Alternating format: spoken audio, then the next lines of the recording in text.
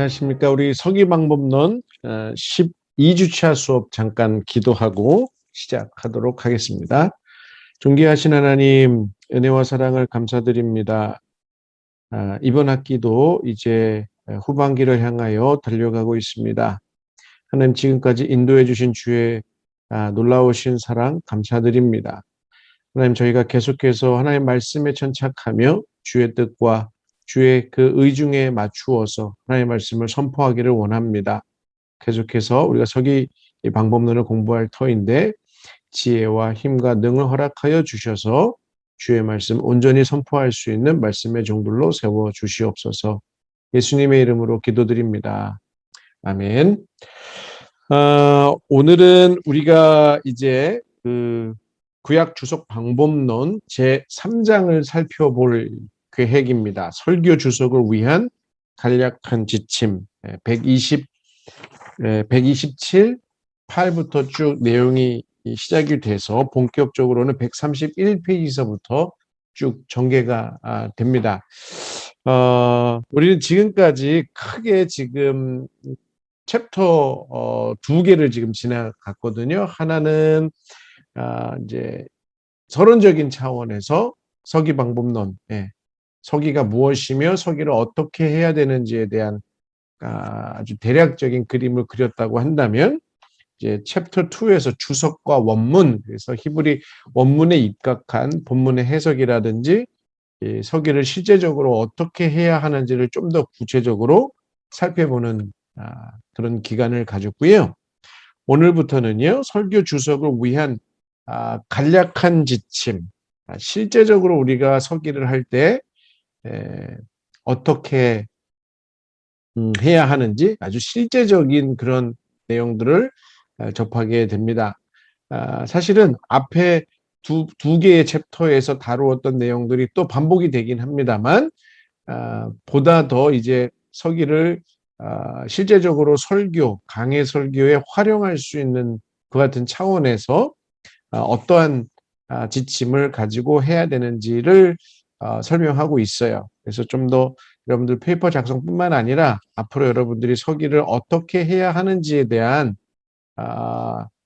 어떤 경험에 우러난 그런 실제적인 방안이라고 생각하시고 수업을 들으시면 도움이 되리라 생각이 됩니다. 앞부분에 간략하게 한 단락의 이 첫 번째 단락이 한 반 단락 정도만 이야기를 하고 131페이지로 넘어가도록 하겠습니다. 자, 이 간략한 지침은이라고 시작이 되죠. 우리가 챕터 1과 챕터 2에서 다룬 그 서기 방법론에 대한 내용들을 효과적인 설교를 위해서 다시금 정리해 놓은 이야기인데, 뭐 앞에서 다룬 내용보다는 간략한 것은 맞습니다만, 그렇다고 해서 내용이 아주 짧은 건 아니에요. 131페이지서부터 시작해서 한 150페이지 후반까지 159페이지까지 내용이 이어집니다. 그러니까 아주 짧은 내용은 아니죠. 그렇게 간략한 것은 아닙니다만, 어쨌든 실내도 좀 들어가면서 효과적으로 설교문 작성을 위해서 어떻게 해야 되는지에 대한 그런 목적으로, 그와 같은 목적으로 성경의 본문에 대한 주석 작업을 수행할 때에 따라야 할 절차들을 제공하는 데 목적이 있다는 겁니다. 앞에서 살펴봤던 것처럼 서기와 관련된 12단계의 과정들을 다시금 또 이야기할 텐데, 여기 보시면 이제 대략적인 시간에 대한 제한을 포함하고 있어요. 그러니까 1단계에서 12단계까지 한 단계별로 1단계는 몇 시간 정도, 2단계는 몇 시간 정도 시간을 들여야 하는지, 그래서 전체적인 시간은 한 5시간 정도로 되어 있어요. 그러니까 한 편을 서기해서 이제 말 그대로 설교문으로 전환하기 전까지 한 5시간 정도. 좀 더 여러분들이 숙달이 되신다면 설교문으로 전환하는 것 포함해서 한 8시간 이 정도면 충분히 설교 한 편을 작성할 수 있다. 이거 어디까지나 숙련되었을 때를 두고 하는 말입니다. 어떤 식으로 설교를 하시든 처음에 설교를 준비하실 때는 시간이 상당히 많이 걸려요. 그거는 뭐 누구나 이구동성으로 동의하는 그와 같은 내용입니다. 그런데 이제 가급적 우리가 시간을 들여서 설교문을 작성한다, 준비한다. 가급적이면 우리는 더더욱더 성경 본문이 말하고자 하는 본래의 의미를 토대로 한 그런 설교문을 작성해야 되겠죠. 그러니까 성경 본문이 지지하는 설교 내용이 되어야 한다. 그런 차원에서 일단 5시간 정도를 이야기하고 있습니다. 아직 뭐 본격적으로 안에 각 단계별로 몇 시간씩을 들여야 한다 이런 이야기는 시작하지 않았습니다만 제가 신대원에 다닐 때 지금은 덜합니다만 지구촌교회 이동원 목사님의 설교 준비 어떤 시간이라든지 정성에 대한 많은 이야기들이 있었어요. 그러니까 아무래도 설교도 잘 하시는 분이신 것과 또한 동시에 많이 회자되었던 이유는 그분이 설교 한 편을 준비하기 위해서 많은 시간을 할애한다. 정성을 들여서 할애한다. 이런 이유 때문이었거든요. 유명한 일화가 있습니다. 그러니까 목회학을 가르치시던 그때 이제 목회학이라는 과목이 있었는데 목회학을 가르치시던 교수님께서 이동훈 목사님과 아주 친분이 있으셨나 봐요. 그래서 물어봤답니다. 설교 한 편 준비하는데 어느 정도의 시간을 할애하는가 이렇게 이제 아마 물어보셨던 것 같은데 근데 이제 그 대답이 이동훈 목사님께서 하셨던 그 대답이 모두 다 이제 숙연하게 만드는 그런 대답이었다는 거예요. 지금은 많이 게을러지고 또 나름대로 하나님 앞에 타락을 하고 부패를 해서 설교 한 편 작성하는데 한 28시간 정도 걸립니다. 이렇게 얘기를 했다는 거예요. 하나님 앞에 회개할 일이지요. 그 대답을 들은 그 교수님도 그렇고 그 이야기를 들은 학생들도 굉장히 숙연해졌던 것이죠. 뭐 이렇습니다. 예를 들면 히브리서 11장의 믿음의 장이라고 우리가 이제 별명을 붙여서 읽잖아요. 근데 그 히브리서 11장에 그 한 구절 구절마다 믿음의 어떤 영웅들의 이야기들이 쭉 나오잖아요. 그러면 그 사람에 대한 만약에 아브라함과 사라에 대한 이야기가 나온다면 창세기에 돌아가서 그 아브라함과 사라와 관련된 모든 기사들을 다시 읽고 그리고 나서 설교 한 편을 다시 준비하는 시간을 가졌다는 겁니다. 이런 아직은 우리가 신대원 시절에 이 파릇파릇하고 열정과 그렇죠? 하나님을 향한 이 말씀에 뜨거운 열정이 있는 이런 신학생 시절 때는 이와 같은 말들이 도전이 돼야 돼요, 사실은. 그렇게 해서 하여튼 우리가 5시간이 아니라 하나님의 말씀이 우리를 향하신 하나님의 말씀이 완전 나의 말씀이 되고 내 안에서 충분히 내면화, 그렇죠? 나의 말씀으로 전부 다 완전히 소화를 시킨 다음에 그리고 그렇게 우리 교회 성도들에게 하나님의 말씀을 선포하겠다. 이런 각오와 열정이 저는 우리 신대원생들에게 있었으면 너무나 좋겠어요. 자, 어쨌든 여기 보시면 그래서 이 정도의 시간은 목회자가 설교 준비에 있어서 본문 연구에 바쳐야 하는 최소한의 시간이다. 어떤 식으로 설교를 준비하시든 제가 보기에는 5시간은 최소한의 시간이다. 이 말이 맞는 것 같습니다. 그래서 이제 앞으로 우리가 단계별로 다시 한번 실제적인 지침들을 살펴볼 텐데 요거에 준해서 서기를 하시든 아니면 좀 더 적용에 무게를 두시고 준비를 하시든 그리고 그렇게 설교문을 작성하고 하나님 앞에 기도하시든 최소한 5시간 이상의 정성과 열의를 가지고 우리가 하나님의 말씀을 서기하고 또 설교를 준비해야 된다. 자, 이제 좀 더 상세한 부분으로 넘어가서 이야기를 계속해 보도록 하겠습니다. 131페이지입니다. 자, 본문과 사역입니다. 이게 이제 무슨 말씀인지 이 첫 번째 본문과 사역 이렇게 나왔을 때 이 제목이 무슨 뜻인지 이제 어느 정도는 감이 오실 거예요. 그러니까 본문을 선택하고 그다음에 본문의 범인을 정한 다음에 그 안에 나오는 내용들을 이제 여러분 나름의 역보를 비교해 가면서 그 번역을 한번 해보시는 것이다.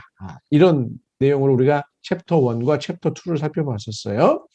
자, 이제 실제적인 지침으로 지금 뭐라고 나오냐면 해당 본문을 가능하면 큰 소리를 내어서 읽어라. 그러니까 원어 서기의 입장에서 말씀드리자면 일단 히브리어로 읽을 수 있다면 너무 좋겠습니다. 헬라어, 구약 성경은 히브리어고 신약은 헬라어니까 한번 읽어보시는 거죠. 여러분들 히브리어 문법이라든지 헬라어 문법 혹은 히브리어 강독, 헬라어 강독 뭐 이런 수업들을 들으신 분들이라고 한다면 안 읽으면 이제 잊어버려요. 그 고생해서 그렇게 힘들고 어렵게 배우신 히브리어 문법, 헬라어 문법 다 잊어버립니다. 그러니까 여러분들이 설교할 본문이 정해진다면 어떤 매체를 통해서든 그러니까 BHS를 열어보시든 헬라어 성경을 펴시든 아니면 인터넷 프로그램을 통해서든 아니면 컴퓨터 프로그램을 통해서든 그 해당 본문을 언어대로 한번 읽어보실 수 있다면 읽어보는 것도 상당히 도움이 됩니다. 그리고 나서 여기 보시면 이렇게 히브리어가 혹은 헬라어가 조금 어려우시다? 그러면 일단 영어로도 한번 읽어보셨으면 좋겠어요. 영어도 어렵다? 오케이, 괜찮아요. 한글 해당 본문을 큰 소리로 내어서 한번 반복해서 읽어보라는 겁니다. 한글 성경, 영어 성경, 혹은 헬라어, 히브리어 성경, 원어 성경을 가지고 여러분들이 한번 크게 반복해서 읽어볼 필요가 있습니다. 여기 보시면 당신의 머릿속에 해당 본문의 핵심적인 내용들을 다 기억하고 있을 정도로 그 본문에 대해서 충분하게 숙지하도록 하라. 이건 너무나 당연한 이야기죠. 내가 설교를 하는데 그 해당 본문의 내용을 잘 숙지하고 있지 못하다? 그러면 그 말씀을 듣고 있는 성도들, 청중들에게는 큰 신뢰를 줄 수가 없습니다. 누누이 말씀드립니다만 크게 소리를 내어서 읽고 또 반복을 하되 그 안에 있는 내용들을 충분히 숙지하는 것이 너무나 중요하다. 그런데 이제 여러분들이 이런 경우들을 아마 접해 보셨을 텐데 여기 이런 얘기가 나와요. 당신이 선택한 본문의 범위를 어느 정도 조절할 가능성이 있는지를 살펴보아라. 이런 말이 나오는데 이게 무슨 말이냐면 예를 든 겁니다. 어디까지나 예예요. 만약에 이사야, 예레미야로 하죠. 예레미야 9장 본문을 가지고 여러분들이 설교를 하시려고 그러는데 왜 우리 성경에 보시면 이렇게 장 구별이 있고 앞에 동그라미로 이렇게 해서 의미 단락에 구별을 해 놓죠. 그런데 이게 히브리나 헬라어 원문 자체에 이렇게 원문입니다. 원문 자체에 그리고 고대 사본 자체에 보시면 이런 장과 절의 구분이 사실은 없어요. 물론 우리가 가지고 있는 지금 뭐 BHS라든지 헬라어 성경에는 장절 구별이 되어 있습니다만 더 오래된 사본에는 그와 같은 것들이 빠져 있습니다. 그러니까 쉽게 얘기하면 이런 장절 구별도 후대에 2차적으로 진행된 것이다. 이런 말씀이 되겠죠.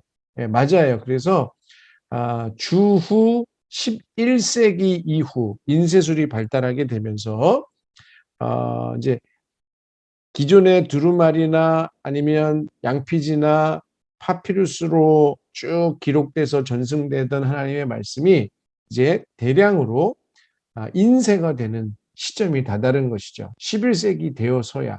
이제 그때 그만큼 이제 대량 생산이 이제 진행이 된 거잖아요. 하나님의 말씀 이제 서기관들이 일일이 필사하는 그런 시대가 지나가고 그러면서 이제 많은 이들이 읽게 되니까 인위적으로 어떤 의미 단락을 나누는 작업들이 시작된 겁니다. 그때부터. 그러다 보니 여기 보시면 성경의 장절 구분은 원문에는 없는 2차적인 것이다. 이렇게 얘기가 나오는 겁니다. 진정한 논리적 단위의 경계들에 대한 믿을 만한 지침들이 항상 되는 건 아니에요. 그래서 아까도 제가 예레미야서 9장 예를 들었는데, 그래서 거기 보시면 야훼 하나님이 예레미야를 통해서 눈물을 흘리십니다. 물론 예레미야가 울고 있는데 그 뒤에 배경에는 하나님이 울고 계신 것이죠. 그래서 하나님께 그 하나님과 체결한 언약을 파기한 유다 백성을 벌하셔야 되는데, 그와 같은 상황에 처한 하나님 스스로 공경을 느끼시면서 이들을 처벌하되 하나님이 어찌할 수 없이 처벌해야 한다는 상황에서 눈물을 흘리신 하나님의 내용이 하나님 말씀의 그 내용이 나오는데, 그게 8장 후반부부터 시작이 돼요. 9장 1절부터 시작되는 것이 아니라 이와 같은 이제 예가 되겠죠. 따라서 해당 본문의 시작하는 지점보다 몇 절 앞에서 시작하고 또 끝나는 지점보다 몇 절도 추가해서 한번 읽어보는 겁니다. 그러면 여러분들이 선택한 범위가 설교를 하기 위해서, 서기를 하기 위해서 선택하신 그 범위가 적절한지 아니면 좀 더 조정을 해야 되는지에 대한 검토를 하실 수 있게 되는 것이죠. 자, 그 다음에 이제 본문상의 문제들을 검토하라, 이런 이야기가 나옵니다. 여기 뭐 복잡하게 써 있는 것 같지만 BHS입니다. 비블리아, 헤브라이카, 스투트가르텐시아. 그래서 BHS라고 말하고요. 그 이전에 나온 것, 키텔에 의해서 쭉 쓰여진 것을 우리가 이 BH3 이렇게 말한다. 앞에서 얘기했습니다. 사실은. 그러니까 만약에 히브리 원문을 가지고 좀 더 이렇게 붙들고 늘어지기를 원한다. 그러면 여러분들이 이런 주석이라든지 아니면 성경 프로그램 제가 추천해 준 거 나중에 보면 이 책에 또 나옵니다. 그래서 그 프로그램들을 가지고 한번 해석을 해 보시되, 말씀드렸던 것처럼 히브리 각 페이지, 각 장별로 밑에 가서 보시면 본문상에 이런 각 주가 들어가 있어요. 성경, 그러니까 그 BHS 안에 이런 각주들이 포함되어 있는데 그 의미들에 따라서 어떤 본문이 가지고 있는 문제점들을 검토해 볼 수 있는 것이죠. 또 여기 영어나 한글 번역본을 사용하고 있는 당신의 회중에게 본문의 의미에 실제로 영향을 미칠 수 있는 어떤 문제들이 있다고 한다면, 여기 이독이라고 말했습니다. 그러니까 다른 독법이라는 것이죠. 다른 해석. 그러니까 제가 수업 시간에 여러분들에게 말씀드렸던 것은 다양한 번역들, 여기 보시면 영어나 한글 번역에서 많은 차이를 가져오지 않는 그러한 변이들. 그러니까 일단 본문상의 번역이 다르다고 한다면, 그러니까 원문을 살펴보실 수 있다면 너무 좋고, 만약에 영어라든지 혹은 한글 성경 안에서도 번역된 한글 우리가 지금 보고 있는 개정계예요.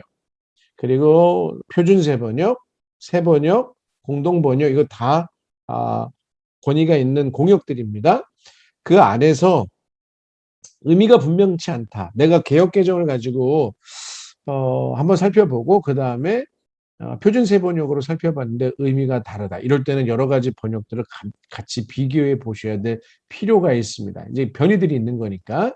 그러니까 이독이 생기는 것이죠. 그런데 큰 문제가 없다면 뭐 상관이 없겠습니다만, 만약에 해석상에 그리고 설교 내용, 서기를 바탕으로 설교 본문을 작성하는데 변화들이 많이 생길 것 같다. 그럴 경우에는 이제 바로 이어서 전문적인 주석들을 살펴보아야 할 필요성이 생기는 것이죠. 제가 그래서 어떤 주석들을 살펴보아야 한다라고 하는 것은 제가 지난주에 수업을 통해서 말씀을 드렸습니다. 그렇게 해서 여러분들이 그 이독과 그리고 의미의 차이가 발생이 된다면 그것들을 기록해 놓는 게 좋아요.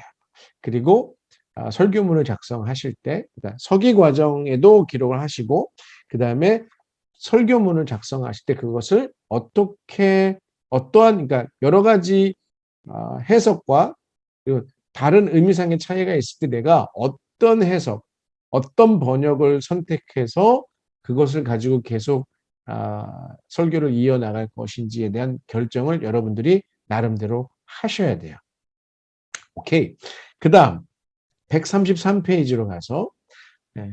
뭐 아까 말씀드렸던 것과 연결이 됩니다만 여기 보시면 반드시 사역을 여러분 나름의 번역을 시도해 보라는 겁니다. 이게 히브리어를 몰라도 헬라어를 몰라도 하실 수 있다 말씀드렸죠. 영어를 몰라도 방금 전에 말씀드렸던 것처럼 개역개정, 표준세번역, 세번역, 공동번역 또 있습니다. 쉬운 성경 뭐 이런 것들을 토대로 해서 여러분들이 의미가 서로 공통이 되는 부분과 다른 부분이 생긴다면 그 부분들이 왜 어떻게 다른지를 한번 살펴보시는 것이 필요해요. 그래서 훌륭한 현대어 역본들 중 2개 이상을 참조하심으로써 여러분이 스스로 해보신 사역과 비교를 한번 해보시는 겁니다. 그러면서 계속해서 본문 내용을 여러분들이 충분히 숙지해 가시는 거고요. 예, 원문이 말했을 법한 그 의미에 조금 더 가까이 다가가는 작업을 하는 것이다. 여기 판본과 역본들에 대한 이야기가 나와 있는데 이건 우리가 1차 그러니까 챕터 1과 챕터 2에서 이미 다룬 것이니까 일단 넘어가겠습니다. 그리고 바로 이 부분으로 올게요. 또한 당신은 사역을 함에 있어서 언어 대조 성경이라는 것이 따로 있고요. 제가 지난번 추천했었던 Accordance, Bible Works 또 하나 추천했었죠. 제가 로고스 바이블 이런 컴퓨터 프로그램 그 안에 가서 보시면 관주 성경들이 나옵니다. 이것도 제가 말씀드렸는데 한 가지 제가 말씀드리지 않은 관주 성경이 있습니다. 독일 관주 성경이라는 게 있는데 그것도 유용한 활용할 가치들 유용한 가치들이 많이 있어요. 그러니까 한번 그것도 참고해서 도움을 받으시면 좋을 듯 합니다. 자, 이렇게 사역을 했을 경우에 얻을 수 있는 몇 가지 유익이 있는데 가장 1차적으로는 본문을 숙지하는 것이겠죠. 자, 그래서 여러분들이 서기하고자 하시는 본문을 읽어가면서 또 원문으로 읽으면서 쭉 하실 수 있다면 너무나 좋겠는데 그 전에 알아차리지 못했던 것들을 깨닫는 데 상당한 도움이 됩니다. 그러니까 해보시면 아세요, 여러분. 해보시면 내가 기존에 여러 번 읽었던 본문 말씀이고 또 때로는 암송도 했었던 말씀인데 이렇게 역본상에 그러니까 한글을 기준으로 해서 얘기할게요. 한글 개역, 개정 개역, 쉬운 성경, 표준 세번역, 세번역, 공동 성경 이런 것들을 토대로 해서 여러분들이 쭉 어떻게 번역이 되었고 그리고 그 역본들 사이에 어떤 차이가 있는지를 쭉 살펴보시면 예전에 제가 알지 못했던 우리가 알지 못했던 점들이 툭툭툭툭툭 튀어나오는 경우들이 있어요. 근데 그 맛을 들이면 그 얼마나 중요한지에 대한 그 가치를 깨닫고 그 맛을 들이면 아마 계속 그렇게 아마 하시게 될 겁니다. 또 여기 보시면 당신의 해당 본문의 구조, 그렇죠? 이렇게 지금 어떤 의미가 어떻게 다른가를 아주 상세하게 지금 살펴보고 있는데 그렇다면 여러분들이 서기하고자 선택하셨던 본문의 구조라든지 독특하게 사용된 그 성경상의 어휘, 단어들, 그리고 문법적인 특징들, 그리고 해당 본문이 지닌 신학의 몇몇 측면들에 대해서도 이제 예민하게 반응하게 되시는 거예요. 한 말씀 한 말씀 그리고 그 말씀 안에 들어있는 여러 요소들 하나하나도 그냥 지나치거나 놓치지 않고자 하는 예민함이 생기게 되실 겁니다. 자, 그 다음 여기 대안들의 목록을 작성하라. 이게 지금 계속해서 1단계 안에 나오는 실제적인 지침들입니다. 여러분들이 이제 계속해서 본문을 가지고 의미를 추적해 가는데 어떤 본문상 혹은 번역상의 난점들이 있는 본문일 수 있겠죠. 그렇다고 한다면 번역을 여러분들이 나름대로 역본까지 비교했음에도 불구하고 어떤 의미상의 애매모호함이 존재한다. 그랬을 경우에는 그것을 회중들에게 알려야 될 필요가 있다는 겁니다. 뭐 시시콜콜하게 모든 것을 다 성도들에게 알려주면 오히려 더 혼란스럽겠지만 어떤 중요한 파트와 관련해서는 그렇게 하시는 것이 중요하고, 그리고 그와 같은 상황에서 여러분들이 어떠한 대안을 선택했는지, 다른 대안은 무엇이 있는지, 그리고 내가 왜 그러한 선택을 토대로 결정을 내렸는지, 이렇게 해석될 수도 있고 저렇게 해석될 수도 있는데, 저는 이와 같은 의미로 본문의 의미를 결정했습니다. 왜? 그와 같은 이런 대안 목록들을 작성하고 그 답을 제시해 줄 필요가 있다는 겁니다.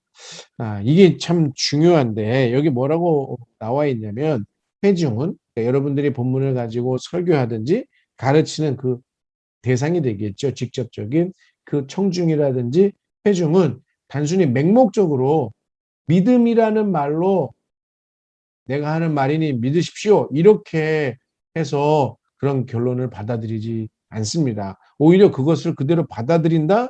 그러면 더더욱더 문제가 생길 수 있어요. 그러니까 오히려 여러분들이 진행하는 어떤 서기에 대한 그 서기의 과정들, 그렇죠? 여기 추론 과정이라고 써 있는데, 서기의 과정들, 여러분들이 얼마나 열정을 쏟고 시간을 할애하고 하나님 앞에 무릎 꿇고 기도하면서 씨름했는지, 이 모든 과정을 통해서 여러분과 여러분들의 서기와 설교를 신뢰하고 하나님의 말씀으로 듣는 것이죠.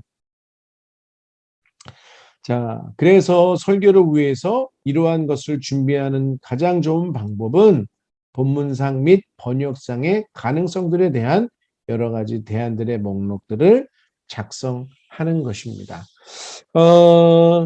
저는 서기를 할 때는 가능한 한 많은 가능성들, 많은 대안들을 쭉 열거하는 것이 내 나름의 서기 노트 위에다가, 그것은 좋다고 생각하는데, 설교를 할 때는 너무 많은 대안을 소개하는 건 또 좋지 않을 것 같아요. 성도들이 하나님 말씀이 그렇게 복잡하고 그렇게 애매하고 혼란했었던 것인가, 이런 불필요한 오해를 줄 수 있기 때문에 그렇죠. 그러니까 서기를 할 때, 내 나름대로 성경 본문을 연구할 때는 자세하게 구체적으로 해야 되겠지만, 그것을 설교로 옮길 때에는 좀 더 간결하게 그와 같은 대안들을 두세 가지 정도만, 많을 경우에 두세 가지 정도만 해서 어떤 해석에 문제가 있을 때 그렇게 성도들과 나누는 것이 좋을 듯하다. 그 다음, 설교용 목록을 시작하라. 아까 이야기했던 1.4 대안들의 목록을 작성하라의 연장선상입니다. 방금 전에 제가 말씀드린 것과 같은 것인데,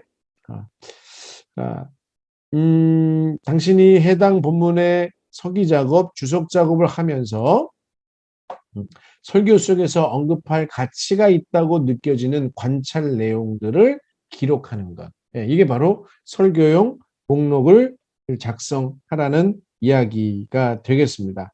그때 이제 여러분, 당신이 설교를 작성할 때에 쉽게 참고할 수 있는 내용들을 쭉 제공하고자 하는 것이죠. 그러니까 지금 우리가 1단계를 지금 하고 있는데, 앞으로 5단계, 6단계까지 계속 그 과정에서 이런 어떤 서기를 토대로 한 대안들의 목록, 그리고 설교용 목록을 계속해서 작성할 필요가 있을 것이다, 이런 내용이고요. 방금 전에 제가 말씀드린 것과 같습니다. 처음에는 최대한 많은 것들을 목록 속에 포함시키되, 그렇죠? 여기 보시면 언급할 가치가 있다고 느끼는 것은 무엇이든지 일단은 포함시키는 거예요. 처음에는. 그러나 계속 그러면 안 돼요. 나중에 가서 보시면 당신이 실제로 설교를 작성하거나 그 개요를 작성할 때 이제 그 중에 일부 또는 대부분을 제외시키는 것이죠. 그러니까 아주 중요한 것 두세 가지만 남겨놓고, 특히 설교적인 차원에서의 어떤 대안을 제시한다, 성도들에게. 그럴 때는 두세 개 정도면 충분하다. 나머지는 내 서기 노트 안에는 있지만 설교 본문 안에는 그것을 일일이 다 포함시킬 필요는 없다. 자, 그 다음 우리 두 번째로 넘어가 보도록 하겠습니다. 문학적, 역사적 배경. 그러니까 두 번째, 문학적이고 역사적인 배경에 대한 공부를 우리가 조금 해서 서기적인 차원에서 해서 이제 나중에 다시 이것을 설교 본문으로 반영을 시켜야 되는데 문학적이고 역사적인 배경을 추적하는 것이 얼마나 중요한 것인지는 우리 이미 이제 챕터 1과 챕터 2를 공부하면서 말씀을 드렸습니다. 특별히 역사서라든지 그러니까 구약 역사서, 그다음 예언서 같은 파트는 이 문학적이고 역사적인 어떤 배경 특징들이 너무나 중요해요. 신약 같은 경우에 서신서들, 당연히 이와 같은 차원의 그런 하나님의 말씀이 되겠죠. 자, 여기 보시면 문학적인 배경을 연구하고 역사적인 배경을 공부하는 것. 사실은 이 두 가지 차원이 서로 어느 정도 중복이 돼요. 그러니까 문학적인 배경을 여러분들이 공부하시면 자연스럽게 역사적인 배경을 공부하실 수밖에 없고요. 역사적인 배경을 공부하시다 보면 문학적인 배경도 공부하시게 됩니다. 그러니까 우리에게는 어떤 차원에서는 일석이조가 되겠죠.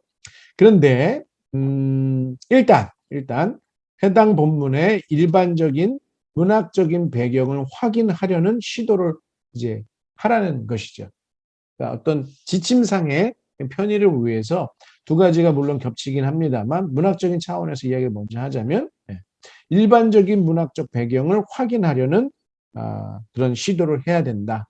도구들 앞에서 얘기했습니다. 어떤 구약 개론서들 이것도 쭉 얘기가 됐었고요. 주석서들 제가 기억상 한 2번 정도는 추천을 드렸던 것 같습니다. 헤르메니아 그건 이제 번역이 안 됐습니다만 WBC 같은 거, 그다음 번역됐어요. WBC, NICOT,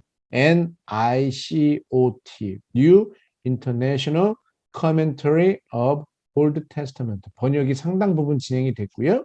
그 다음 NAC, New American Commentary. 번역이 상당히 진행이 됐습니다. 그런 것들. 그 다음에 우리 학교 송병현 교수님이 쓰시는 Exposimentary 시리즈, 이것도 기본적인 차원에서 우리가 충분히 도움을 얻을 수 있는 그런 주석서들이 되겠어요. 그리고 성경신학 수업에서 각 파트별, 저는 이제 주로 오경과 역사서를 전공한 사람인데 다른 교수님들이 시가서 전공하신 분들이 추천하는 어떤 단행본들이나 주석들, 신약도 마찬가지입니다. 신약 전공하신 교수님들이 추천해 주시는 그 같은 주석들을 참고해서 해당 본문의 어떤 문학적인 배경 쭉 살펴보시다 보면 사실은 그 안에 또 역사적인 배경도 나와요. 그래서 해당 본문이 내러티브로 서사체 산문으로 되어 있는 것인지 아니면 여기 예언적 신탁, 이제 예언서를 가지고 얘기한 것인데 이게 왜 중요한지는 사실 잠깐 언급드렸던 것 같아요. 예언서를 살펴보시면 크게 두 가지 파트, 두 가지 문학적인 장르가 주로 사용이 되는데 하나는 서사체 산문, 우리가 흔히 내러티브라고 부르는 섹션이죠. 거기는 예언자가 활약한 어떤 시대에 대한 배경들, 역사적인 사건들, 그때 어떤 사건들이 벌어졌는지, 그리고 예언자가 어떤 삶을 살았는지, 그의 생애에 대한 내용들이 쭉 이제 기술이 되어 있고요. 그 다음에 여기 보시면 예언적 신탁이라고 나와 있습니다. 오러클이라고 부르죠. 주로 심판 신탁인데 물론 구원 신탁도 있습니다만 야훼 하나님께서 예레미야면 예레미야, 이사야면 이사야, 미가면 미가 이런 예언자들에게 하나님이 직접 계시의 말씀을 전해주시는 것을 우리가 신탁이라고 부릅니다. 그런데 이 신탁의 그 형태를 쭉 살펴보면 거의 다 시의 형태로 되어 있습니다. 시가체 운문이겠죠. 그러니까 우리가 성경을 살펴보다가 특히 예언서 같은 경우에 내러티브로 쭉 서사체 산문으로 쭉 진행이 된다. 그러면 어떤 역사적인 사건이라든지 혹은 예언자의 생애에 관한 설명을 하고 있는 부분이다라는 인식을 기본적으로 하실 수 있겠고요. 근데 갑자기 우리가 흔히 알고 있는 어떤 시의 형태로 본문이 쭉 기술이 되어 있어요. 그러면 하나님께서 야훼 하나님의 말씀이 어느 때 누구누구에게 임하니라. 그리고 그 뒤에 나오는 것을 보시면 이런 예언적인 신탁, 시가체, 운문의 형태로 쭉 진술이 되어 있다는 것이죠. 그렇다면 우리가 본문을 정하는 것, 그죠? 본문의 범위를 정하는 것, 그리고 본문을 선택하는 것, 이런 부분에 있어서 상당한 어떤 힌트를 얻을 수 있겠죠. 그 다음에 역사적인 배경에 관해서도 우리가 살펴봐야 될 필요가 있습니다. 이것도 제가 얼핏 말씀을 드렸습니다만, 역사서, 이것도 역사서와 그다음에 예언서를 공부하실 때 역사적인 배경을 필히 참고적으로 살필 필요성이 있죠. 예레미야 시대 때 하나님의 말씀은 주로 심판 신탁이 지배적입니다. 물론 31, 32, 33장에 가서 보시면 구원을 말씀하시는 그런 어떤 우리가 위로의 책 이렇게 말하거든요. 새 언약이 선포되는. 그런데 지배적으로는 심판의 신탁이에요. 근데 그것은 유다 말기, 유다가 최종적으로 패망하기 직전에 선포하신 하나님의 말씀이거든요. 근데 더 후대, 흑계라든지 스가랴라든지 이쪽은 이제 포로 후기가 끝나고 이스라엘 백성이 약속의 땅으로 돌아오는 그와 같은 역사적인 상황에 주어진 하나님의 말씀이에요. 그렇다면 그 역사적인 배경에 대한 이해를 만약에 혼동한다 이러면 엄청나게 심각한 잘못된 해석으로 이어질 수 있겠죠. 그렇죠? 그래서 구약 역사서들, 주로 이제 역사서를 살피시면 예언서의 어떤 역사적인 배경이 바로 역사서 안에 들어와 있어요. 시대적으로 겹치는 거죠. 역사서들을 참조해서 그렇게 예언서들의 역사적인 배경을 또한 우리가 살펴볼 수 있겠죠. 그런데 이제 조금 어려운 이야기를 좀 하자면 어떤 본문들과 관련해서는 식별 가능한 역사적인 배경을 그리 많이 가지고 있지 않은 그런 케이스들이 있습니다. 뭐냐면 이제 여기 바로 밑에 나와 있습니다. 바로 이제 시편에 같은 경우에 그래요. 시편에 보시면 맨 위에 표제가 붙어 있죠. 이 표제가 붙어 있는 시편들이 있는가 하면 이 표제가 붙어 있지 않은 시편들도 상당히 많습니다. 우리는 그거를 그래서 고아 시편, 고아 시들 이렇게 부르거든요. 표제가 없다 그래서. 그래서 표제가 없는 경우에는 단순히 이게 시다 보니까 어떤 역사적인 배경도 추적하기가 어렵고 또 그것이 언제 기록되었는지 추적하는 것조차도 어려운 경우들이 상당히 많이 있어요. 그리고 표제가 있다 하더라도 역사적인 것과 전혀 상관없이 뭐 성전에 올라가면서 부르는 노래 그걸 가지고 뭐 이게 포로기 이전의 성전인지 포로기가 끝난 다음에 성전인지 전혀 알 수가 없잖아요. 이런 케이스들이 있습니다. 이런 경우 배경과 관련해서 중요한 여러 가지 특징들을 지니고 있는데 이때는 이제 역사적인 배경이라는 차원에서 접근하기보다는 어떤 말 그대로 역사적인 배경을 초월하는 그런 직접적인 차원에서 그런 시편이니까 주로 신학적인 내용이라든지 주제에 좀 더 포인트를 맞춰서 서기를 하고 설교를 해야겠죠. 자, 그런데 여기 두 가지 방식으로 어떤 짧은 시간 내에 두 가지 방식으로 무언가를 해야 되는데 이 문학적이고 역사적인 배경에 관해서 어떤 내용을 요약해서 성도들에게 전달하기 위해서 첫 번째 중요한 점들에 집중하라는 겁니다.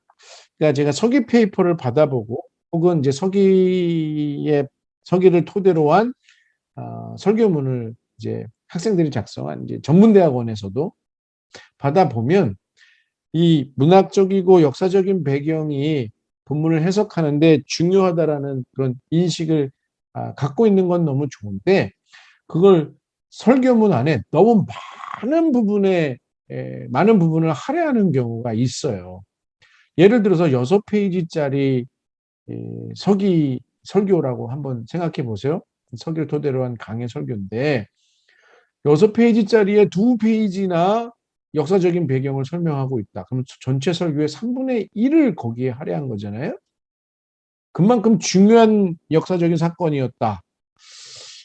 그래도 제가 보기엔 너무 과합니다. 그러니까 중요한 핵심적인 사안에 집중해서 회중들이 꼭 알아야 될 중요한 것만 명백하게 간단하게 설명할 필요가 있습니다. 문학적인 특징들이든 역사적인 사건들이든 그렇게 해서 여기가 뒤에 가서 보시면 대표적인 것들만 그렇게 하고 요약을 하라.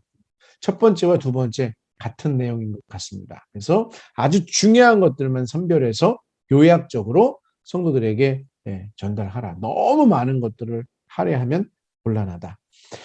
그 다음에 나오는 내용이 이제 그 역사적이고 문학적인 배경을 연구하되 이제 설명에 대한 것이겠죠.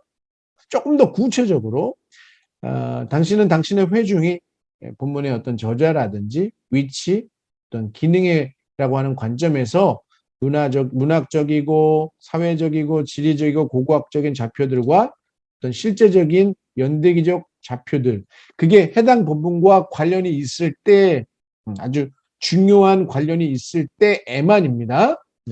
어느 정도 성도들이 그 부분에 관한 지식을 갖출 수 있도록 도와주어야 한다는 겁니다. 그러니까 이것도 방금 전에 살펴본 2.1과 관련이 있어요.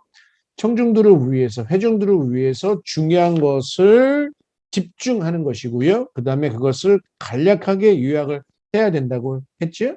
그렇다면 당연히 그것을 성도들에게 전달할 때도 그와 같은 맥락에서 해야 합니다. 자, 그런데 간략하게 성도들에게 그렇게 하는데 어떤 것들이 해당이 되느냐, 그것만 좀 볼게요. 본문이 차지하고 있는 어떤 위치와 기능이라는 것이 있습니다. 예를 들자면 아모스서 7장 같은 경우에 7장 그 후반부에 가서 보시면 이제 아모스가 이 북이스라엘의 성전에 가서 하나님의 말씀을 선포하는 내러티브, 서사체, 그 사건이 기록이 되어 있어요. 근데 그 앞과 그 뒤에는 북이스라엘에 대한 심판 신탁이 나옵니다. 그러면 앞과 뒤에는 문학적인 장르가 그렇다면 시가체 운문인데 그 7장 하반부만 산문으로 되어 있는 것이죠. 그럼 이와 같은 위치, 본문의 위치, 그리고 본문이 가지고 있는 기능 분명히 있거든요. 어떤 특별한 이유가. 그런 차원에서 우리가 살펴봐야 되는 거겠죠. 크게는 구경인지 예언서인지 성문서인지 이건 당연히 우리가 생각해 보셔야 될 것이고, 신구약에서 어떤 관계를 가지고 있는지 이런 것도 한번 생각해 봐야 될 것이고, 어떤 본문을 살펴보고 있는데 그 본문이 만약에 서신서에서, 신약 이야기를 해서 조금 이상한가요? 네. 본문에서 어떤 서론 기능을 하고 있는가, 그 책이 로마서면 로마서의 어떤 서론 기능을 하고 있는 것인지 결론부에 해당하고 있는 것인지, 그렇죠? 아까도 말씀드렸던 것처럼 어떤 심판 신탁이 막 나오고 있는데 그 중간에 갑자기 서사체 내러티브로 어떤 역사적인 사건에 대한 설명이 되고 있다면 왜 그런 것인지, 이런 것들, 그다음에 해당 본문이 그 책에서 해석상 신학적인 차원에서 어떤 주축을 이루고 있는 것인지, 이런 것들, 그리고 내용상에 앞에는 내용인데 뒤에 가서 내용이 쑥 빠져 있어요. 그렇다면 왜 그런 것인지, 이런 것들을 설교 속에 아주 간략하게 요약적인 형태로 전하되 시간을 많이 할애해서는 안 돼요. 그리고 그것을 너무 많이 소개해서도 안 됩니다. 같은 차원에서 저자에 대한 겁니다. 해당 본문을 하나님의 말씀이죠. 물론 하나님이 영감을 통해서 기록을 하시되 어떤 사람을 영감을 하셔서 쓰게 하셨는가. 바울이 옥중서신을, 그렇죠? 옥에 갇혀 있는 와중에 하나님의 영감으로 그 서신서를 쓰게 하셨다. 굉장히 은혜로울 수 있죠. 당연히. 그 저자가 누구이며 그 저자가 어떤 상황에서 하나님의 영감을 받고 그 같은 말씀을 기록하게 됐는지. 그리고 익명의 저자인지, 시편 같은 경우에는 익명의 저자가 굉장히 많죠. 시가서, 지혜문헌 같은 경우에. 또 저자를 아는 것과 알지 못하는 것 사이에 해석에 어떤 차이를 가지고 오는지, 이건 당연히 청중들에게 일일이 설명하지 않는다 할지라도 여러분들이 선포하시는 설교 그 내용 안에 반영이 되지 않을 수가 없습니다. 방금 전에 이야기했었던 어떤 역사적인 배경 안에 사회, 경제, 정치적인 배경이 자연스럽게 반영될 겁니다. 특히 예언서 같은 경우에 하나님이 심판 신탁을 선포하셨다면 왜 그와 같은 심판 신탁을 선포하셨을까? 역사서 안에도 보시면 오므리 왕조에 대한 이야기가 굉장히 많이 나오는데 아합도 그 오므리 왕조에 포함이 돼요. 근데 오므리 왕조가 한 경제 정치적인 내용은 별로 나오지 않고 그렇죠? 하나님 앞에 얼마나 패역하게 통치를 했느냐에 대한 이야기가 많이 나와요. 근데 그냥 그 어떤 역사 그들의 어떤 그 당시에 어떤 일들이 경제적이고 정치적인 상황이 어떻게 진행되었는지에 대한 관련 서적을 살펴보면 꽤 괜찮은 일도 많이 했거든요. 그럼에도 불구하고 성경에서는 그 부분에 대한 의도적으로 관심을 두지 않고 하나님 앞에 언약을 파기한 그 패역함에 초점을 두어서 얘기를 하고 있단 말이에요. 그렇다면 왜 그럴까? 그럼 한번 살펴볼 필요가 있겠죠. 지리적인 배경들, 지리적인 배경도 마찬가지입니다. 일일이 제가 말씀드리기는 어려운데 해당 본문이 어디에서 쓰였고 또 어느 장소를 배경으로 하고 있는가 이런 것들을 쭉 살피면서 이야기를 하시면 좋겠고요. 많은 부분을 제가 건너뛰고 있습니다. 고고학적인 배경, 특히 역사서 같은 경우, 역사서. 그 다음에 오경 같은 경우에 이게 좀 중요합니다. 간단하게 예를 들면 사사기에 등장하는 여러 사사들의 활동 그 범위들, 그 영역이 있잖아요. 그런 부분에서는 이런 고고학적인 내용들을 살펴가시면서 지명들을 살피는 것도 굉장히 큰 의미가 있을 수 있고요. 그 다음에 그 연대에 관한 것, 해당 본문과 관련해서 어떤 사건이나 인물 또는 해당 본문이 문학적으로 쭉 기록의 형태로 생성된 그 연대를 위한 어떤 그런 연대를 한번 쭉 시간적인 어떤 기간, 연대를 추정해 보시면 모든 본문을 그렇게 할 필요는 없습니다만 누누이 말씀드리는데 그와 같은 것을 시도하면 또 설교적인 포인트가 나올 수 있습니다. 그렇게 해서 한번 쭉 살펴보라는 것이고요. 그 다음 마지막으로 해당 본문의 어떤 배경으로서 전경을 조사해봐라 이런 이야기가 나와요. 이게 무슨 말이냐면 문학적으로 혹은 역사적으로 해당 본문의 다음 그 이어서 뒤에 나오는 내용이 무엇인가 물론 앞에 나오는 내용이 무엇인가도 굉장히 중요해요. 요거는 신약을 가지고 설명하는 게 더 좋을 것 같아요. 예수님께서 이제 쭉 살펴보시면 예수님의 사역, 가르치심, 나중에 십자가에 달려 돌아가시고 부활하시기까지의 그 쭉 사역의 그 반경, 그 영역들을 쭉 살펴보시면서 그리고 가르치신 내용들을 살펴보시면 어느 부분에서는 이동에 관한 내용이 나오고요. 어느 부분에서는 하나님 나라에 대한 비유를 이야기를 하는데 그게 그냥 마구잡이로 배열되어 있는 것이 아니라 앞의 내용과 뒤의 내용 사이에 그 안에 중요한 의미를 가질 수 있는 그와 같은 위치에 포함되어 있어요. 제가 앞부분에서 마가복음이 가지고 있는 샌드위치 기법이라는 것을 말씀드렸죠. 앞의 이야기와 뒷이야기 사이에 어떤 관계를 가지고 있는 그 핵심 부분, 가운데 부분. 그래서 해당 본문에 속한 장에서 해당 본문 다음에 나오는 내용이 무엇인지 그리고 어떤 관련이 있는지 그리고 그 다음에 나오는 어떤 사건들이 있다면 그것은 어떠한 것인지 신약도 마찬가지고 구약도 마찬가지입니다.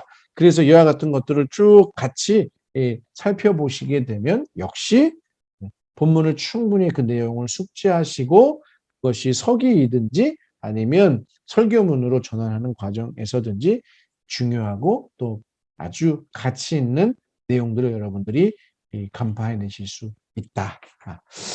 이렇게 해서 1차 시 잠깐 마무리하고요. 2차 시에 또 여러분들 찾아뵙도록 하겠습니다.